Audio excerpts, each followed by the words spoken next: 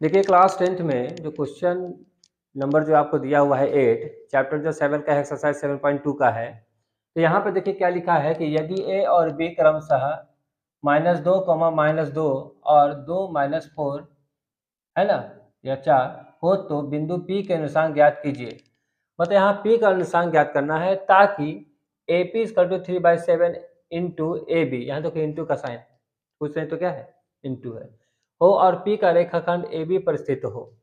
इसका मतलब क्या है, कहना ये क्या चाह रहा है, समझिएगा पहले बातों को। क्वेश्चन देख लीजिएगा, ऐसा ही है ना, -2 है दोनों में। चलिए ठीक है। सबसे पहली बात क्या करना है कि आपको एक रेखाखंड ले लेना है, समझिएगा चीजों को। तो ए और बी है, क्या है, ए और बी है, यहाँ ले लिए। लेकिन कहता कि पी जो होगा, पी बिंदु है, अब कहीं पी बिंदु है, कहीं पी ले लेंगे, ठीक है, कहीं पर पी ले लेंगे, बात समझिए ना, कहीं पर पी ले आएगा। बिंदु का निशान ज्ञात कीजिए, ठीक है। लेकिन सबसे पहले एक चीज ध्यान रखना है कि ये 3/7 क्या है। अब ए से लेकर पी 3/7 लिखा हुआ है, इंटू ए भी लिखा है, इसका मतलब क्या होता है, पहले ध्यान से समझना है ना। तो सबसे पहले लिखेंगे एपी इक्वल टू कितना लिखा हुआ है, 3/7। इसका मतलब ये हो गया कि टोटल लंबाई जो होगा वो 7 है, ठीक है। लेकिन ये किसका है, ठीक है, अब 4 किसका होगा वो भी तो देखना होगा। तो यहाँ क्या करना है कि सबसे पहले ये जो क्वेश्चन दिया हुआ इसको उतार लेंगे यहाँ पे, ठीक है। उसके बाद क्रॉस मल्टीप्लीकेशन इसको इधर कर लीजिएगा, तो 7 इसके साथ होगा तो एपी हो जाएगा, ठीक है। और ये क्या हो जाएगा, 3ab होगा। तो ध्यान रखना ए से लेकर बी तक में 2 पार्ट हो गया। तो ए से लेकर पी यहाँ पे ऐसे लिख लेंगे 7AP = 3, इसको 2 भागों में तोड़ेंगे, ए से लेकर पी, अब पी से लेकर क्या, बी, तब ये दोनों पार्ट को जोड़ेंगे, ये पार्ट को जब जोड़ेंगे तब पूरा क्या निकलेगा, ए बी निकलेगा, ठीक है। अब इसको तोड़ दिए। अभी 7AP जो है इसको इंटू करेंगे तो 3AP हो जाएगा, इसके साथ इंटू हो गया, फिर इसके साथ इंटू होगा तो प्लस प्लस प्लस हो जाएगा 3PB, ठीक है। अब यहाँ देखो AP है और यहाँ क्या है, AP है, ये भी AP है, इसको उठा के इधर ले आएंगे, तो AP की तरफ ले आएंगे, तो ये प्लस इधर आएगा तो माइनस हो गया, ठीक है। और ये हो गया 3PB, इसको घटेगा तो 4 होगा, बोलो हाँ कि ना, ठीक है। और ये क्या है, 3PB है। इस तरीका से क्या करेंगे हम कि AP वाले को, अब यहाँ AP जो नंबर लिखा हुआ है उसको हम नीचे ले सकते हैं। तो यहाँ देखोगे, यहाँ या इसको यहाँ से यहाँ ले आओ, ये PB को यहाँ ले आओ, PB को क्या करेंगे, नीचे ले आएंगे। तो ध्यान रखना है, जैसे A लिखा हुआ है, क्या लिखा हुआ है, AP, और ये इनटू में है तो यहाँ से उठेगा नीचे डिवाइड में आ जाएगा, तो PB हो जाएगा, P से B, मतलब A से लेकर P, ठीक है। इसका टू ऊपर में क्या रह गया, 3 रह गया, यहाँ 3 बच गया, और ये जो नंबर है वो इंटू से फिर डिवाइड में आ जाएगा यहाँ। इसका मतलब हो गया कि AP का वैल्यू कितना है, बराबर है 3 है, मतलब यहाँ पर इसकी जो रेशियो बता रहा है 3 है, और इसको जो बता रहा है कितना है, 4 है। बात समझ आ गया, ठीक है, कोई दिक्कत यहाँ तक नहीं है। अब यह ध्यान से समझिएगा कि यहाँ से ये बता रहा है कि इसका इतना है, इतना इसका इतना है, और यहाँ भी ये भी बता दिया, ध्यान से समझ लीजिएगा कि B का निशांक दिया हुआ है, A और B, A का भी दिया हुआ है, B का भी दिया हुआ है, ठीक है। A का कितना है, x1, इसको मान लेंगे x2, x1 y1 मान लेंगे, इसको क्या मान लेंगे, x2, y2 मान लेंगे, इसको x और y मान लेंगे, ठीक है।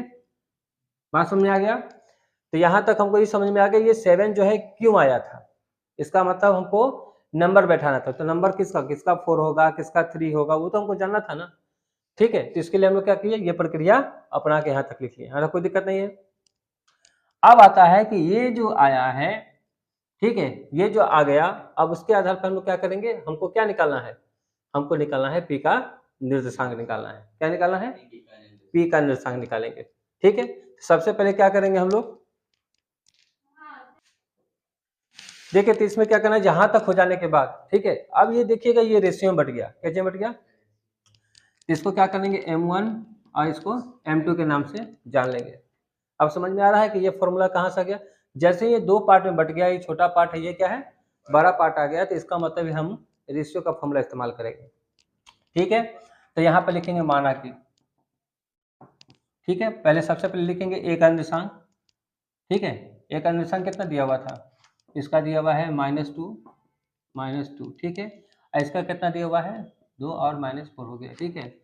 माना कि A का निर्देशांक कितना है x1 कॉमा y1 कितना हो गया जी -2 और -2 हो गया। b का निर्देशांक x2 कॉमा y2 कितना है इसका 2 और -4 हो गया।